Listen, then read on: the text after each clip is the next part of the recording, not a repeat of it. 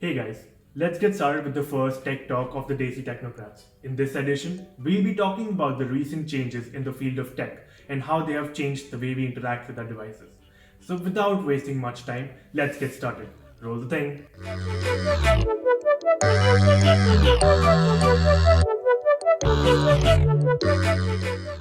Let's get started with the most recent one, removal of the charger from the box. In a unique and courageous move, Apple decided to remove the phone charger from the box when it released its new lineup of the 2020 iPhones. Apple said the decision has been taken to meet its environmental goals as the company wants to become carbon neutral by the year 2030, and removing chargers in earphones would mean smaller and lighter packaging.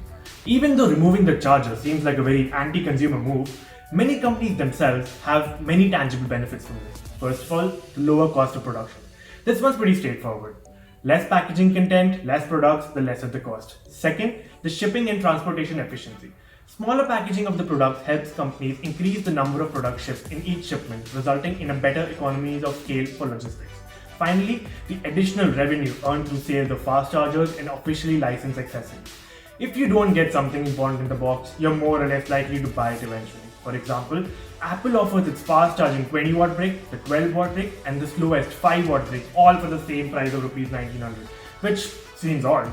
In 2021, we can expect many other manufacturers to follow the same suit, and all we can say right now is be prepared to pay a little extra to charge your next smartphone if you plan on keeping the phone for, say, more than a day.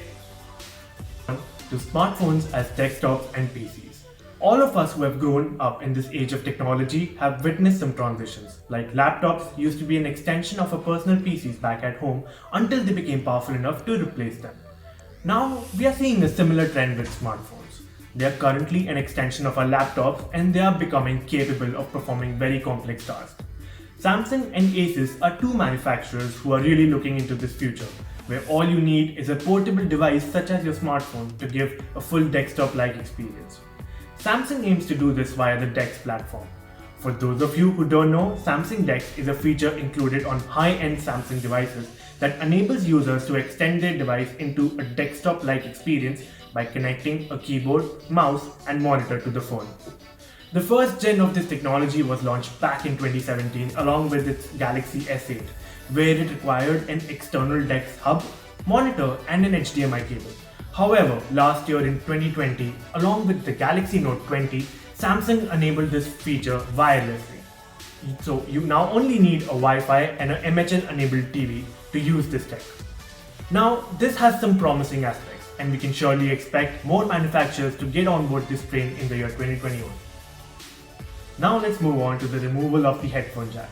Believe it or not, the headphone jack is an ancient technology. It dates back to the year 1877 and was only popularized by Sony in the year 1960. It was 2016 when Apple released the new iPhone 7 without an headphone jack. However, it was not the first modern phone to get rid of this dated technology. Oppo and Motorola in fact had introduced a few mid-range phones without the jack.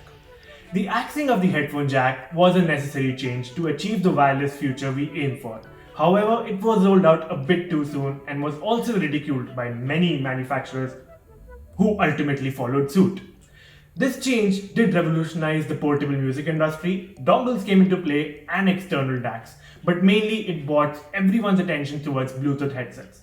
Once all the manufacturers in the market followed suit, the market was flooded with cheap and good Bluetooth headsets, which further paved the way for truly wireless earphones. Even though till date a wired connection is the best way to listen to lossless and high fidelity audio, the recent technological updates in the field of Bluetooth hardware and software codecs such as aptX and LDAC have leveled the playing field.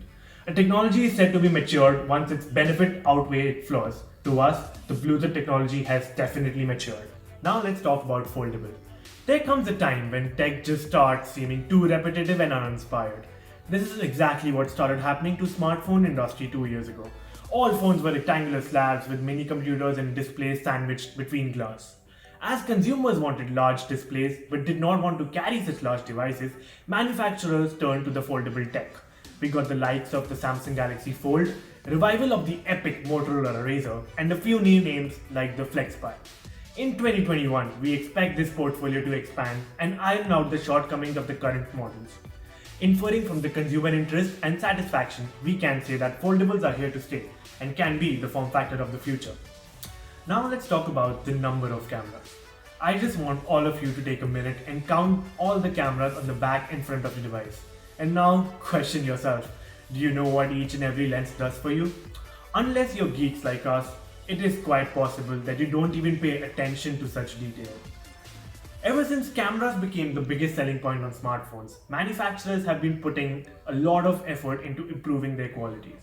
In recent years, a new trend has emerged: more cameras. Dual camera smartphones are becoming more and more common, but smartphone manufacturers are not stopping there.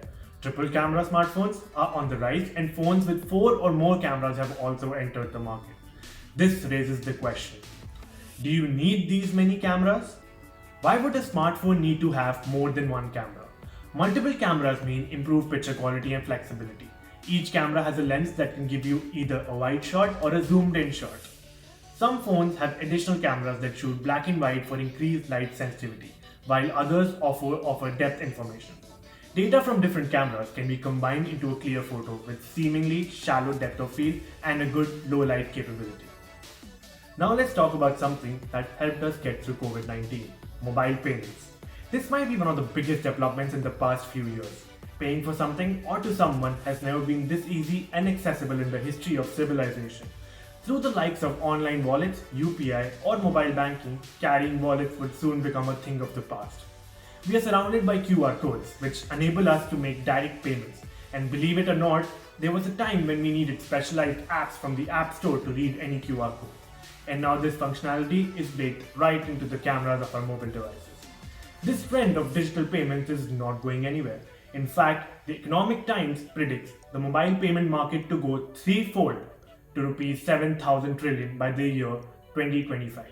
So if you have not dangled yourself in the world of mobile payments, we recommend you highly to do so, as one day this may be the only way to transact. That's it from our end. Thank you for watching this video, and do write in the comment section if you think there's something you want to add to our list of developments.